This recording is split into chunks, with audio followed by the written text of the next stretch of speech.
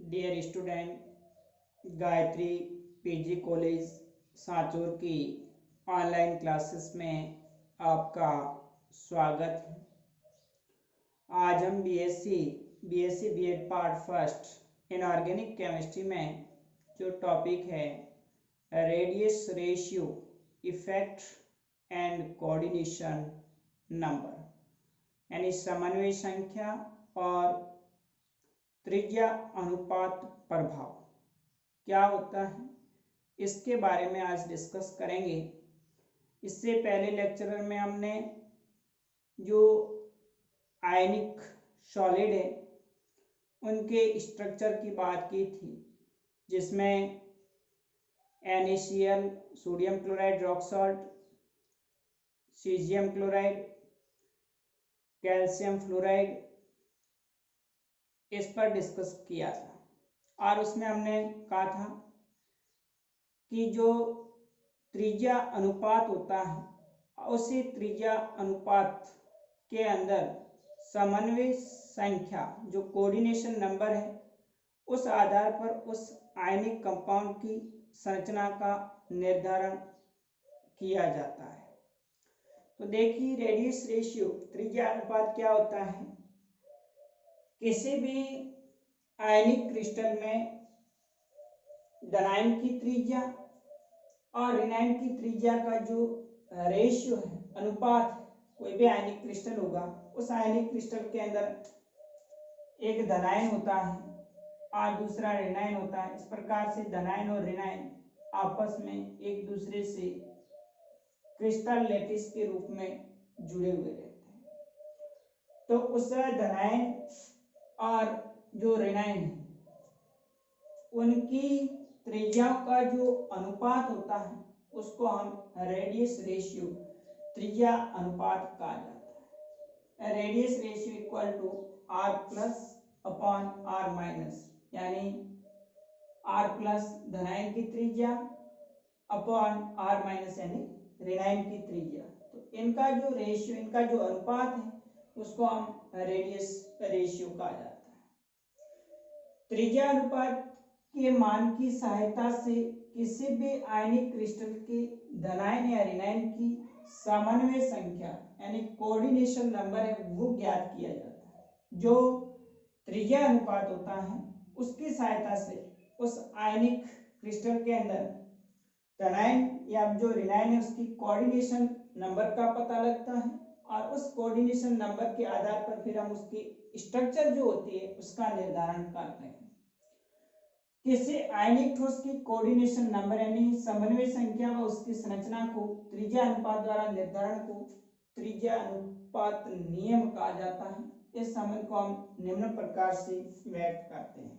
देखिए, जब किसी आयनिक ठोस का रेडियस रेशियो जो त्रिज्या अनुपात है 0 से लेकर के 0.155 के बीच में है, यदि कोई भी आयनिक ठोस है उसका रेडियस रेशियो 0 से लेकर के 0.155 के बीच में है तो उसका कोऑर्डिनेशन नंबर 2 होता है और उस आयनिक कंपाउंड की जो स्ट्रक्चर होती है वो कैसी होती है, लीनियर होती है, रेखीय होती है।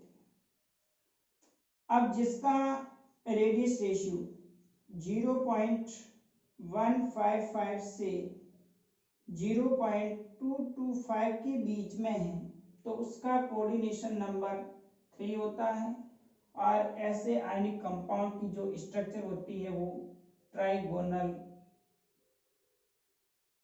प्लेनर त्रिकोणीय समतलीय होती है।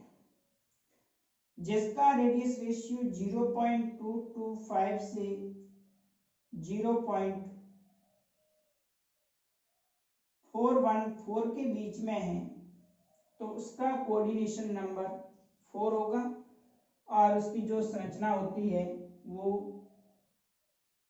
टेट्राहेड्रल यानी चतुष्फलक की संरचना होती है।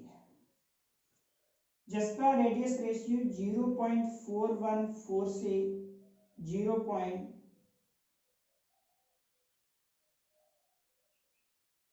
732 के बीच में है तो उसका कोऑर्डिनेशन नंबर 6 होता है और ज्यामिति उसकी ऑक्टाहेड्रल यानी अष्टफलकीय संरचना होती है। और जिसका कोऑर्डिनेशन नंबर रेडियस रेशियो 0.732 से 1.0 के बीच में है तो उसका कोऑर्डिनेशन नंबर 8 होता है। और ऐसे आयनिक कंपाउंड की जो ज्यामिति है वो क्यूबिक यानी घनीय होती है। तो ये एक टेबल है जिस बेस पर हम किसी भी आयनिक जो कंपाउंड है, आयनिक जो ठोस है, उसकी स्ट्रक्चर और कोऑर्डिनेशन नंबर के बेस पर निर्धारण कर सकते हैं। 0 से लेकर 0.155 के बीच में है तो कोऑर्डिनेशन नंबर 2 ज्यामिति रेखीय। 0.155 से 0.225 के बीच में है कोऑर्डिनेशन नंबर 3 ज्यामिति त्रिकोणीय समतलीय होगी। रेडियस रेशियो 0.225 से 0.414 के बीच में है कोऑर्डिनेशन नंबर 4 स्ट्रक्चर चतुष्फलकीय। 0.414 से 0.732 कोऑर्डिनेशन नंबर 6 ज्यामिति अष्टफलकीय और 0.732 से 1 के बीच में है तो कोऑर्डिनेशन नंबर 8 संरचना उसकी क्यूबिक। जैसे हमने कल सोडियम क्लोराइड NaCl की बात की थी तो उस NaCl सोडियम क्लोराइड के अंदर जो धनायन और ऋणायन यानी sodium ion upon chloride ion की जो त्रिज्या अनुपात आया था वो 0.525 था। अभी आप देखें जो 0.525 किसके बीच में है? 0.525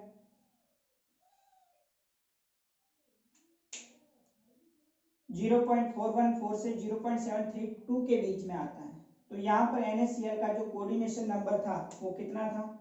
6 था, जिसमें हमने कहा था कि एक सोडियम आयन 6 क्लोराइड आयन से और एक क्लोराइड आयन 6 सोडियम आयन से अष्टफलकीय संरचना के रूप में घिरा हुआ रहता है, इसलिए इसका कोऑर्डिनेशन नंबर 6:6 के अंदर 6:6 के अंदर होता है।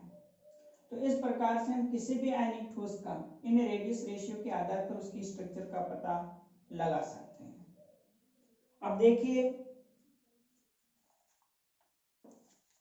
रेडियस रेशियो के लिए हमें अलग अलग जो धनायन और ऋणायन है इसकी त्रिज्या है वो दे रखी होती है, तो इस बेस पर हम उसका रेडियस रेशियो भी ज्ञात कर सकते हैं।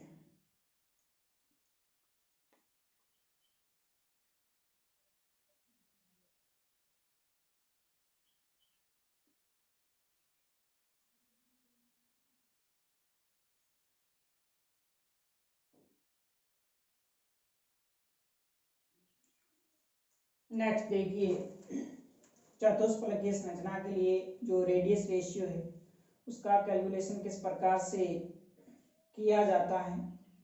तो हर बार एग्जाम में एक सवाल इस पर भी पूछा जाता है, या तो टेट्राहेड्रल या फिर ऑक्टाहेड्रल जो स्ट्रक्चर होती है, जो कंपाउंड होता है, उसके लिए रेडियस रेशियो यानी जो त्रिज्या अनुपात है उसका कैलकुलेशन किस प्रकार से किया जाता है। तो यहाँ पर हम जब टेट्राहेड्रल स्ट्रक्चर के लिए चतुष्फलकीय संरचना के लिए त्रिज्या अनुपात की बात करें तो किसी घन के एक फलक के जो दो विकर्ण कोणों B तथा C, इसके विपरीत जो स्थित फलक के अन्य जो दो विकर्णी कोणों है A और D को मिलाने पर चतुष्फलक प्राप्त होता है। आप देख रहे हैं कि कोई भी क्यूब होता है जो घन होता है उसके एक जो फेस होता है उसके दो विकर्ण जैसे B और C है और अन्य जो दो विकर्ण A और D है, इनको जब आपस में मिलाते हैं तो इस प्रकार से एक हमें चतुष्फलक टेट्राहेड्रल स्ट्रक्चर प्राप्त होती है। अब इस चतुष्फलक के केंद्र O के अंदर आप देखें जो केंद्र O है पर सभी ऋणायनों को स्पर्श करता हुआ एक धनायन रखा गया है। यहाँ पर ये एक कैटायन है जो इस प्रकार से सभी ऋणायन को क्या करता है? स्पर्श करता है। ओ से ए डी पर इस ओ से ए और डी पर एक लंब डाला गया है ओपी, जो समकोणीय त्रिभुज आप देख रहे हैं डेल्टा समकोणीय त्रिभुज ओ ए पी में ओ ए, ये जो विकर्ण है ओ ए का square equal to A P का स्क्वायर प्लस ओ पी का स्क्वायर हो जाएगा। यहाँ आप देख रहे हैं ये हम एक समकोणीय त्रिभुज ले रहे हैं ए ओ पी, जिसमें ओ ए विकर्ण है, तो ओ ए का स्क्वायर इक्वल टू हो जाएगा ए पी का स्क्वायर प्लस ओ पी का स्क्वायर। अब यहाँ पर O A equal to R plus R minus. O A क्या है, यहाँ तक जो ऋणायन है उसकी त्रिज्या और अंदर जो धनायन रखा है उसकी त्रिज्या, तो धनायन की त्रिज्या प्लस ऋणायन की त्रिज्या, और ए पी, ए और पी यहाँ पर ये क्या है ऋणायन है, इसकी त्रिज्या आर माइनस। अब हमें ज्ञात क्या करना है ओ पी, तो ओ पी क्या है, जो घन की लंबाई का आधा, क्योंकि घन की प्रत्येक भुजा क्या होती है बराबर होती है। ये ओ पी क्या है, जो क्यूब होता है घन उसका आधा है, क्योंकि प्रत्येक घन की जो भुजा की लंबाई होती है वो क्या होती है इक्वल होती है। अतः ओ पी इक्वल टू क्या हो जाएगा ए एफ, जो घन की भुजा है इसका आधा हो जाएगा, O P equal to A F upon 2 हो जाएगा। अब समीकरण जो एक है इसके अंदर इस ओ ए तथा ओ पी का मान रखने पर आप देखेंगे ओ ए स्क्वायर की जगह क्या हो जाएगा आर प्लस आर माइनस का square equal to A P का स्क्वायर मीन्स आर माइनस का स्क्वायर प्लस ओ पी का स्क्वायर।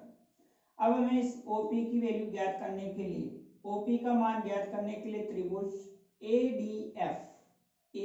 डी और एफ के अनुसार A D square equal to क्या हो जाएगा A F square plus F D square हो जाएगा या डी एफ स्क्वायर हो जाएगा।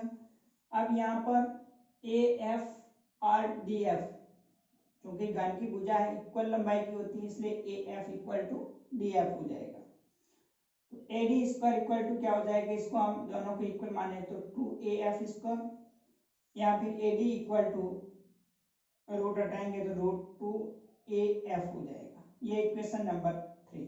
अब यहाँ पर इक्वेशन 3 से हमें किसकी वैल्यू प्राप्त हुई है ए डी की वैल्यू प्राप्त, क्योंकि ए डी इक्वल टू क्या होता है ए और डी इक्वल टू दोनों ऋणायन की त्रिज्या आर माइनस, तो क्या हो जाएगा 2r माइनस, ये जो आप देख रहे हैं ये एक ऋणायन है ये दूसरा ऋणायन है, तो ए डी के अंदर इस ऋणायन की त्रिज्या ए से लेकर पी तक और पी से लेकर के डी तक, तो ए डी इक्वल टू क्या हो जाएगा 2r माइनस, इसलिए 2r माइनस इक्वल टू क्या हो जाएगा रूट ए डी का मान कितना आया 2r माइनस, तो 2r माइनस इक्वल टू हो जाएगा √2af, या ए एफ इक्वल टू हो जाएगा √2r माइनस। अब घन की लंबाई जो ए एफ है वो किसके बराबर है √2r माइनस के बराबर। अब यहाँ पर ओपी हमने कहा था कि जो घन की प्रत्येक भुजा की लंबाई बराबर होती है, तो ओपी बराबर क्या हो जाएगा ए एफ अपॉन 2। यहाँ पर OP equal to A F की वैल्यू हमारे पास कितनी आई √2r माइनस, तो √2r minus upon 2, OP equal to हो जाएगा r माइनस अपॉन √2। अब इस ओपी का जो मान है वो समीकरण नंबर 2 के अंदर यहाँ पर रखेंगे, तो ये क्या हो जाएगा r प्लस आर माइनस का square equal to r minus square plus r minus upon √2 हो जाएगा। अब इसको हम मैथमेटिकली जब सॉल्व करेंगे तो देखिए आप r प्लस आर माइनस का square equal to r minus का स्क्वायर प्लस r माइनस का स्क्वायर अपॉन 2 हो जाएगा। इसको जब आगे आप सॉल्व करेंगे तो ये r minus plus R minus square upon 2, फिर आगे आप इसको और सॉल्व करेंगे तो r प्लस आर माइनस का स्क्वायर इक्वल टू यहाँ पर 2 इसका लस्त निकाल करके 2r, जब आप इसको मल्टीप्लाई करेंगे तो 2r माइनस का स्क्वायर प्लस r माइनस का स्क्वायर, यानी जो ऋणायन की त्रिज्या है उसका स्क्वायर प्लस ऋणायन की त्रिज्या का स्क्वायर अपॉन 2 हो जाएगा। फिर r plus r minus square equal to हो जाएगा, जिसको आप आगे और सोल्व करेंगे तो 2r minus square plus r minus square यानी 3r माइनस स्क्वायर अपॉन 2 हो जाएगा। फिर आगे यहाँ से वर्गमूल हटाने के लिए r plus r minus equal to हो जाएगा √3/2 r माइनस, या r प्लस इक्वल टू हो जाएगा, यहाँ से इसको पक्षांतरण कर देंगे तो √3/2 r minus minus r minus हो जाएगा। r plus equal to r minus, जब इसको हम सॉल्व करेंगे तो √3/2 माइनस r, यहाँ से कॉमन ले लिया r माइनस को तो √3/2 माइनस 1, या फिर r plus upon r minus equal to हो जाएगा 1 माइनस 225 माइनस 1। जब इसको आप √3/2 को सॉल्व करेंगे तो इसकी वैल्यू 1.225 माइनस 1 हो जाएगी। तो इस प्रकार से जो त्रिज्या अनुपात है वो r plus r minus equal to कितना हो जाएगा 0.225।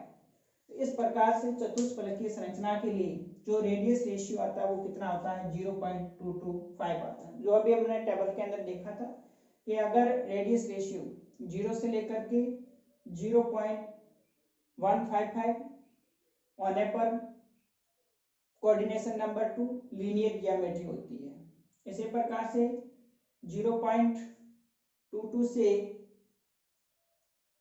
0.115 से 0.225 के बीच में है तो उसकी ट्राइगोनल प्लेनर होती है, और 0.225 से लेकर के 0.414 के बीच में होती है तो उसकी ज्यामिति कैसी होती है चतुष्फलकीय टेट्राहेड्रल होती है। तो इस प्रकार से हम त्रिज्या अनुपात टेट्राहेड्रल के लिए और नेक्स्ट हम जो ऑक्टाहेड्रल है उसके लिए कैलकुलेट करेंगे। तो ये भी एग्जाम में सवाल पूछा जाता है कि चतुष्फलकीय संरचना के लिए त्रिज्या अनुपात की गणना कीजिए।